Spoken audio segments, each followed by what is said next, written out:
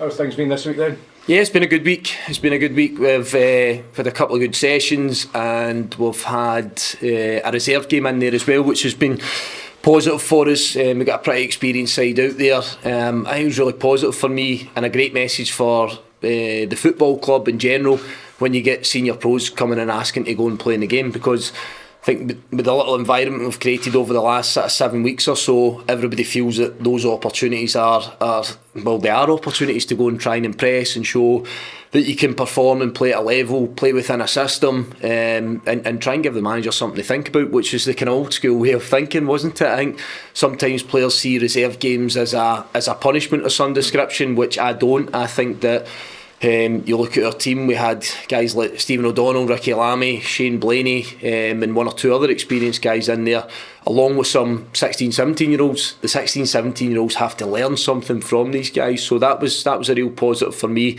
And then just looking at the continuation of the work the medical guys are doing, and trying to get some of the players that have been out for slightly longer term back on the pitch and back training, which is great. And that was all through their own, none of them got a nudge from you? No, again, there's an aspect where I see how hard these guys train. We had a bounce game, as you know, that'll be coming up in 2 weeks, so the top up of minutes isn't too bad at all. It's okay, but it was more or less a situation that I think if you're a good professional and you understand your body, sometimes you know when you need those extra minutes just to keep yourself right up the game tempo. And if I go and call on players and ask them to come off a bench or ask them to come into a squad, I think you have to be set in your mind that you're right up to speed and you can go and acquit yourself well. How good is that for you as a manager, hearing that with the guys, senior players put their hands up when you've put a final push into the end of the season? It's great, but do you know what? It's what I expect. I don't think it should be any different. Is it rare in your management career? You know what? I think there's guys in the past that have seen it as that punishment and think that you're, I don't know if players at times maybe see it as a disrespect or whatever, but I know just only from my personal point of view, if I didn't play a game of football on a Saturday, then I was looking to try and top my minutes up somewhere else. So if that was a reserve game, a bounce game, whatever it was, then I think that should be what I would call a proper professional.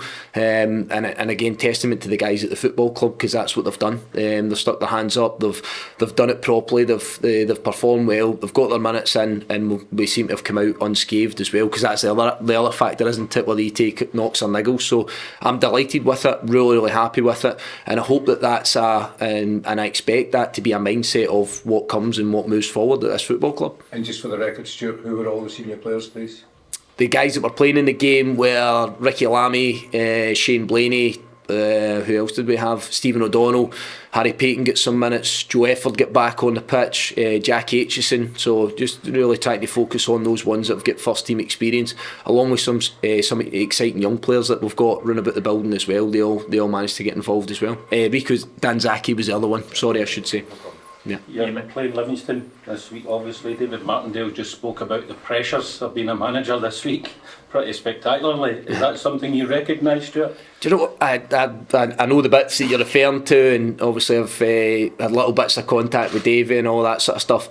I just think it's really good, really refreshing to hear someone speaking open and honestly about it, because I think we all accept the pressures, and if you didn't, then you shouldn't be doing the job. But I think equal to that, I think if you kind of read between the lines some of the stuff he's saying, he relishes it, he enjoys it, and I would go along with that as well. You know, the bit that probably resonated with me that I speak about, I've got a really busy house with 4 kids, the dog, the missus and all of that sort of stuff, and he's right. Sometimes you go in that house and I find it incredibly hard to put the brave face on if it's been a difficult week, but I think having a family that understand and a group of people that understand that that's your nature, it's not for show, you're not going in there because you just don't want to talk to them, but sometimes you've got a million things going through your mind, and sometimes it's been a bad day, sometimes things haven't worked out, but it's so important that you have that real good support network run about you. But there were a lot of things that he said that resonated with me, and that brought a wee smile to my face.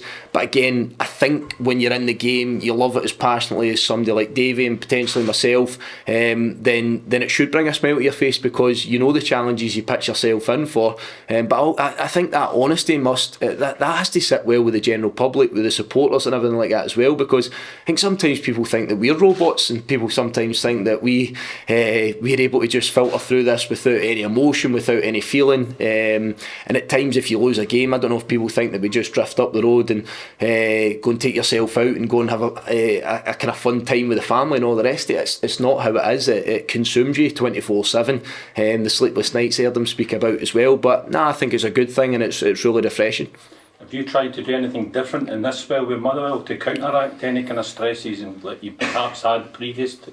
Yeah, I think probably the one that I would give you would be that I was responsible previously for absolutely everything. I had a hand in absolutely everything. So every aspect of a football club, be it having knowledge of commercial, finance, youth academy, spending so much time in the academy as well as the first team, and every other aspect, recruitment. Now I have decent knowledge already in all these aspects at the football club, but I think the bit that really strikes a chord with me now and probably will allow me to be the best manager hopefully that I can be is to trust the experts in each department, just to support them, to be there and be a support mechanism for everybody, but realise that you've got good people in the building and trust them at the job that they do, because if you spend too much time again on that, it dilutes the work that you really have to do, which ultimately for us all is try and develop players and see if you can get 3 points on a Saturday is the most important things. Is it hard to relinquish that control, if you like? Yeah, it is. It is when you're a little bit of a control freak, which probably I am. It is difficult, but again, I think that's that evolution of a person, isn't it? That's that evolution of a person. I think probably where it started for me, just to try and give you a little bit of context on it as well,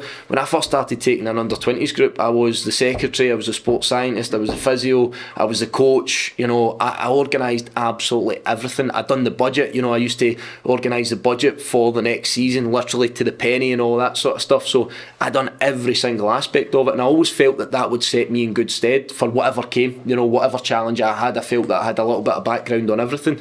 But then when you move that into management, you still, you've taken that with you and think I can have a hand and I can have a say in absolutely everything. So I suppose probably it's a good question that you have to refine that a little bit, and you have to just channel the most important things, and as I say, put a little bit of trust on the experts, of which we have several at this football club. Can you already see the benefits of having those people to rely on and support you and help you?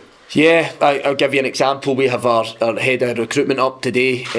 Nick Dawes is in the building today. It comes up on a regular basis. We speak every single day. I've never worked with a full-time head of recruitment. Again, that was another aspect that you spoke to every agent, you spoke to every player, you watched all the footage of players, you were attending games constantly, and we now have a little network of people at Motherwell that are spread across the country and beyond that do a lot of that work. So it kind of misses out that initial stage, and I pick up a lot of good detail and a lot of good information at the other side of it. So I think having a real trust in that and a belief in the work that's done there, what it does is it saves me time and it allows me to focus on, as I say, other aspects. But I think with those people, again, that you trust, you're starting to cover much more ground. You have much more of a footfall on games and players maybe than what I've had in the past. On the game this weekend, does this feel like a real big opportunity to gain some ground on Livingston? I just think it's a really big opportunity. I'm asked some more points. That's how I look at it. I'm not taking Livingston into account, the difference in points between us, the places in the league. I think we've been decent over this last spell because we've focused on the next game. And again, I know you guys don't want to hear that all the time, but that's genuinely what it's been. We've put all our focus into what Livingston do, what they've been very good at. I'm somebody that's very complimentary of the work that Davey's done and his players. I think they've been excellent. And the one thing I know is that we'll have to earn absolutely everything out of the game that we get. Livingston don't roll over and give you anything. I've not seen many examples of that through the last couple of years. That you know that you're going to have to be your absolute best to get something out of the game. But no, literally all I look at it is there's 3 points up for grabs, and I look at a group in ourselves that are playing well, that are performing well, that look as if they've got an idea what we want to do. And I think that if we can continue in that vein, we give ourselves a chance to win another game of football. But it's going to be difficult. Kevin's joined a sort of elite group of Motherwell players, certainly in the modern era, that have scored 20 goals in a league season. What kind of numbers do you think he's capable of hitting? for the rest of the season? I don't know who heard him after the game on Saturday, but he's obviously got a real belief in himself, which is great. Do you know, again, another part I go back to, I think we're often reluctant to pitch out goals and tell people that you feel you're a good player and you feel you're in good form. And the bit I love about Kevin, even from the day I came in, Kevin had a belief that he could go beyond 20 goals this season. That was his target. But when you listen to him, he always speaks about the team, and he always speaks about how his teammates help him, how he feels he can help his teammates, and I think that's a great aspect, because it's not just this individual wanting to try and reach his goal. He knows if he can do that it helps the football club and it helps his teammates, but he also realises that he needs them to get to that as well. But I love the fact that he's pitched out there that he would like to try and break records, and he feels that he can get in and about that. Come what may, he's had a good season personally, but I do know that he's got a burning desire to go and see if he can try and push boundaries with those numbers as well. And when you see the form that he's in, if we can get service to him, we can get balls into him in certain areas, then I wouldn't argue against it. Is that something you'd maybe like to see more in football, with players sort of publicly backing themselves? Because I think in other sports you maybe see that, but in football I think the tendency seems to be that players feel like they need to talk everything down and sort of keep a lid on things and not sort of exude that confidence in case it comes back to bite them. Yeah, I think absolutely. I keep talking about personality and character. Sometimes it takes personality and character to be able to pitch that number out there and say, I believe I can do this. I think what you also need to have is a strength of character, that if you don't quite hit that mark or you fall a little bit short, that you can take the flack that might come with it. I think we're all scared that somebody might laugh at us, and we're all scared that somebody might call us out. I, for one, I'm definitely not, but you look at somebody like Kevin Van Veen, I don't think he is either. You know, I think he believes in himself. I think he believes in the guys that are around about him, and I love it. I think that was another thing of the past, wasn't it? Strikers would always talk about getting to their 15 goals, getting to their double figures and all of that. You don't hear it very much, but it's something I've quite enjoyed listening to Kevin since I've come into the football club, but he's delivered on it as well. Would you say he's as valuable as a Kyogo to Celtic, a Juggles to Aberdeen, Morelos to Rangers, or Chillock to Rangers? Yeah, I think every team needs a goal scorer. Every team needs a guy that you can trust that can put the ball in the back of the net, given an opportunity. Kevin missed 2 chances, didn't he? And Saturday he's through in the goalkeeper one-on-one, misses those opportunities. We expect him to score. He beats himself up for those ones at times as well, because he knows that he could and should probably take those opportunities. But very easy to go into his shell again, isn't it? And just to accept that he's missed 2 chances, but he still gets 2 goals, albeit via the penalty spot and from a free kick. But yeah, I think to quote you, with the top guys that score goals at all the clubs, he, of course he's as valuable to us, but equal to that, I keep talking about this team game and this togetherness that you have. I think he spoke really, really well on Saturday post-match, where he felt that he didn't have his best 45 minutes, but his teammates had carried him through that period of time and probably gave him a chance to get to the second half, where he came up trumps with 2 goals. I know you said at the weekend that you're not safe yet, but a couple of the boys were saying if you win at the weekend they'll have the cigars out. Is that something that you think perhaps 3 points at the weekend, that'll be it, you'll be safe? No, I absolutely detest it as well. I do, and this is where I go strong. At no point does a club like Motherwell ever have the deck chairs out and think that it's holiday time. I spoke about this 2 weeks ago when it was an international break, about how it'd be a working week for us, and it was. And I think we reap the benefits from that in a performance against Hibs. People come and pay their money to come and watch us on a weekly basis. You guys come in here and give up your time to come and listen to us and all the rest of it, pre and post match, that type of thing. So it's important that we act professional throughout, no matter what happens on Saturday, what happens beyond that, what happens up to that last game of the season. The demands that will be made from me to the players is that we go out and we actively try and win 3 points in the remaining 8 games that we have between now and the end of the season. That message won't change. I think if you start to feel comfortable, I think if you start to feel that you can let your hair down and let your standards drop, then that's exactly the product that you'll get out of it. So this is a bit where I go dead serious. I genuinely mean it. That's the demands that will be put from me to the players right up to the very last whistle at the end of the season, come what may. Are you surprised that we're perhaps talking about this already? I think it's only been 5 or 6 games or something like that, and everyone already seems like they've made the assumption that Motherwell stay up. That's just testament to the group and the hard work they've put in. Yeah, I keep referencing back to it. I think that we all have to be in the knowledge of how much we were kicked while we were down as well. And when I say that, that doesn't mean that we're out of the woods by any stretch of imagination. Rightfully so, people were questioning us as a football club and the results that we were producing, and loads of different facets of the game, how we were performing and all of that sort of stuff. And we can never forget that. Don't forget that. Don't forget that you don't want that feeling. I encourage the players to remember the feeling that they get when they come in after a win. And to enjoy that, and just to keep looking to try and repeat it. So what I don't want is for people to forget what we've actually done over this stretch. Now, we've not achieved anything, we've not done anything, but it's it can be very easy for press and for other teams and for our players or guys that maybe aren't in the squad just now to think, well, that was what was expected. There's a lot of work's went in to try and get us to the position that we've got ourselves into. I think 13 points out of 18, is that right? Is that what we've had? 13 out of 18 in the stretch since I've been in. But I want to continue that, and I want to go and try and see if we can we can get a real good points total at the end of the season. If you secure your Premiership status, does that allow you then to get guys onto new contracts? Are you already doing that? Yeah, we're trying to work away in certain aspects just now.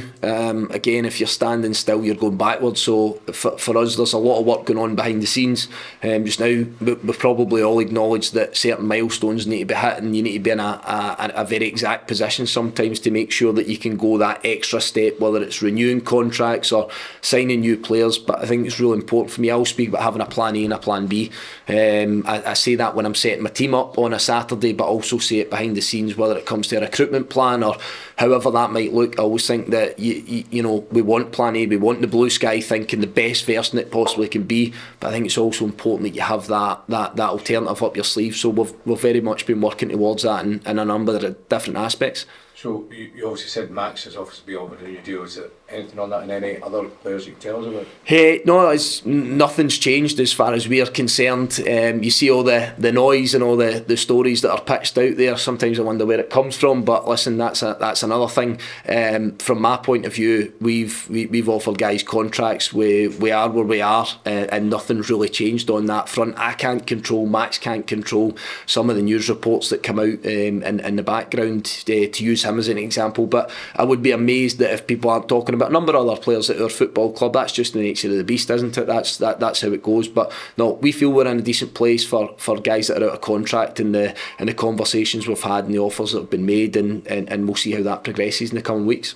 Stuart, very quickly from me, going back to the reserve game a couple of days ago, Joeffer played in that one. Does he put himself in the frame for Saturday? Is it too early for that? Yeah, I think it was great to see Joe out there. I think the initial plan was for him to get 45 minutes. He felt good. He felt that he was pretty fit, so there was no niggles from him. So we managed to get him 60 minutes in the end. But he's only had a few days training. He's been out for 5 months. And the one thing I know just at this minute in time is it's incredibly difficult to get into that starting 11. It's almost as hard to get yourself on the bench as well, which I think is a brilliant environment, because we've got a lot of players at the football club. We have a lot of players at the football club, and there'll be little bits of disappointment for people that don't get into the group of 20 on a Saturday. But again, this is where I encourage this work that you do out with a Saturday at times, to go and try and see if you can force yourself in, because I've got a tough job to pick an 11 but also a bench as well, just with the guys that are coming back from injury. Given how long he's been out, though, would that be like a new signing almost when he comes back in? Yeah, I know how good Joe is. I've watched him from afar, and I know he brings different traits and different attributes to our group. So looking forward to getting him back involved as he has been for a few days, and hopefully he can kick on from here. And looking ahead to the game on Saturday, how tough a game do you expect? Yeah, it's going to be difficult. It's going to be difficult. I said that just a few minutes ago, that it's going to be a challenge playing against David Martindale's Livingston side. You don't get anything for nothing. So our players will be well versed in that. They'll be well prepared, and we look forward to getting back in front of our own fans here on Saturday. Anybody else coming back, or anybody else out?